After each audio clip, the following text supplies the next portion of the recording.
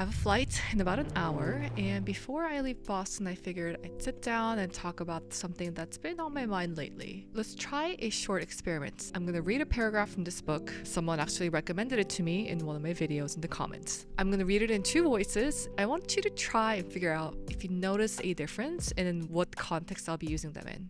To make this very real, I'm just gonna open a page. I've actually never read this book before, so we'll see what I sound like. I'm just gonna go on page 53. It says, "Don't wait, date." People with anxious attachment styles often act out in order to get their partner's attention. They might call or text an excessive number of times, threaten to leave to make the other person jealous, or withdraw and ignore phone calls to underscore a point. So that is more of my day-to-day YouTube/friendly voice. And let me try my corporate voice. People with anxious attachment styles often act out in order to get their partner's attention. They might call or text an excessive number of times, threaten to leave the other person jealous, or withdraw and ignore phone calls to underscore a point. Did you notice that the tone of my voice dropped a little bit? when I was reading that, I tried to put it in two different voices. One, me just talking to you in my natural voice. And two, pretending I was actually at work and trying to be more corporate, trying to be more professional. I got an outreach from someone from Berkeley, where I went to school, and he wanted some advice around interviewing for the company I'm at. And while I was walking him through a few things, he said, "Yujin, you sound very professional. How can I sound more like you?" When I got that question, I was flattered, but at the same time, I wanted to caution him, you don't want to sound like me. You want to have your own authentic voice. And sometimes I worry whether I sound different at work versus when I'm talking to a friend. And that's today's topic. Hello, this is Yujin. I'm a management consultant based in Boston. I've been in the corporate world for the past decade. I'm not saying this to say, here are my credentials. It's more to share that I've been really exposed in the business world, well, at least in the United States, and have worked with people who don't necessarily look like me. I was born and raised in Korea. I went to school here, and since then have decided to stay in the States to work my way up the corporate ladder. In today's video, we'll talk about these 5 things. Let's start off by understanding what is a work voice, and then talk about why we do these things. Then we can debate a little bit about the problem with switching our voice at work, followed by what can you do instead, and last but not least, my ask for you.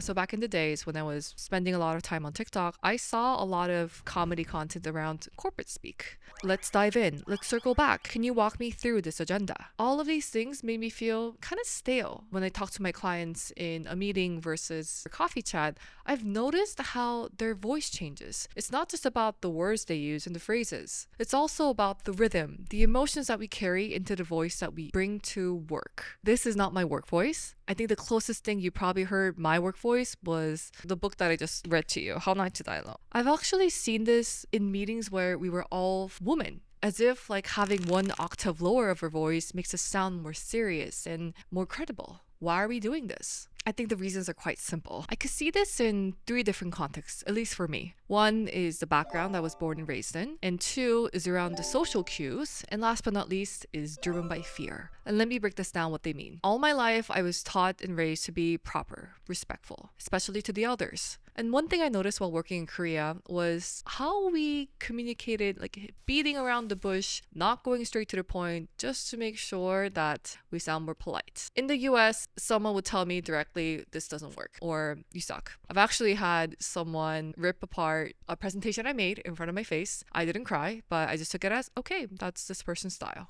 And because the Asian culture is what I'm familiar with, I felt that I had to find myself in some sort of a survival mode to fit in. So naturally, I took the approach of mirroring what I heard. I wanted to fit in. And sadly, one of the easiest way to do that was change how I sound at work. I keep my name Yujin at work. I don't have an English name because I'm proud to be Korean. I wanted that identity to stay with me because everyone can pretty much tell that I'm not born and raised here. I wanted to make sure that I work on enunciating very clearly and sound very articulate. So when I was working with a voice coach, one of the things that they taught me was when you hit that first word, make sure you start off in the right notes. Let's say right now my voice starts here in terms of like the octave level. But if I want to sound more like my coworkers, I would start over here. Today we have our check-in at 9:30 a.m. versus if I say it in my normal voice, I would say, today we have our check-in at 9:30 a.m. You see that subtle difference, how I jumped up and down. And a lot of this was driven by fear. I was afraid of sounding too casual, not being taken too seriously, and maybe being too emotional, losing credibility. My first few years, I thought sounding a specific way would help me accelerate my career, be a better consultant. But shortly, I realized that actually wasn't true. So here's a memorable moment that I want to share with you. In one of my interviews with Harvard Business School, the interviewer asked me, "So Yujin, your recommender actually made a point that you have a very refreshing way of approaching work. Can you talk a bit more about that?" And because I know exactly which recommender she was referring to, I recalled the feedback that he gave me at the time. He said that, "Yujin, you bring your true self to work. When you're frustrated, you always say. When you're excited, you're more than happy to share." And that's very energizing. Well, my first 2 years, I worked on trying to be someone I'm not, trying to sound more proper, more consulting, more, professional. As I reached my mid-career, I started to realize that it wasn't really serving me well. I wanted to be me, just let everyone deal with it. This is me. Take it or leave it. And if I think about why did I make that switching my voice this often, it was so emotionally taxing. At one point, I was also listening to myself speak, where I had to sit in a panel of senior leaders and ask as a representative from the associates what I thought and what we think is going to be the future of, let's say, TMT, tech, media, and telecom. Listening to myself speak, I had my hair done. I was wearing this black dress. I didn't like the way I sounded. I looked so uncomfortable. And it just kind of gave me the ick. You know what I mean? And that's when I realized 2-3 years into my consulting career that I could lose my voice, both literally and figuratively. I thought there was a disconnect between my work self and myself at home with my parents and with my friends. I just felt like it's 1, emotionally exhausting, 2, it just didn't make sense, and 3, it was not sustainable. I was on a mission to find a way for my voice that would work through my career.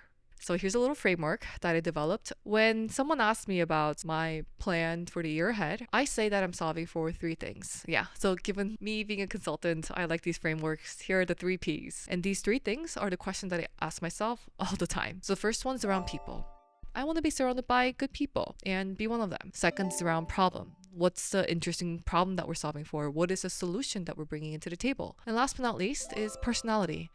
Can I really be myself around these people for a long time? Is it okay? Am I comfortable in my own skin? Am I going to feel like at the end of the day that I brought my most authentic self to work? So what can you do instead of switching your voice back and forth? Continue to bring your warmth to work. You can also de-word a lot of things. You don't have to use circle back. Let's double click. Let's deep dive. Just use plain English. Feel free to bring in your moments of humor, emotion, and your personality. All those things make you uniquely you. What I started to do, and what I still do now, I like to record myself using my iPhone. So before an important meeting, I would open the Notes app and start recording and hear and look for my intonation. And most importantly, to the emotion I bring to the first sentence. How you start the very first word is going to set the tone of the whole meeting. And after I do multiple practice rounds and find one that I really like, I put a little check mark or a little star to it so that I come back to it. Or before an important interview, I will listen to that one specific one that I favorited or hearted and then figure out, okay, what is it that I did here that I want to keep and bring to the actual event? Have you noticed that your voice sounds different at work versus when you're at home? Let me know if anyone called you out about this before. I do believe that kindness and competence can go hand in hand. You don't have to sound one way. And being confident and charismatic does not mean that you're cold. I do think you can bring a lot of emotion, who you are at work, and still bring your true voice. So with that, thank you for watching, and remember to come back to my next video topic on... Let's go! It's time to be the GOAT! It's time to enter God mode, man, let's get it going! I wanna be the greatest, energy is overflowing. I know I'm stoking the fire, my desire's taking over.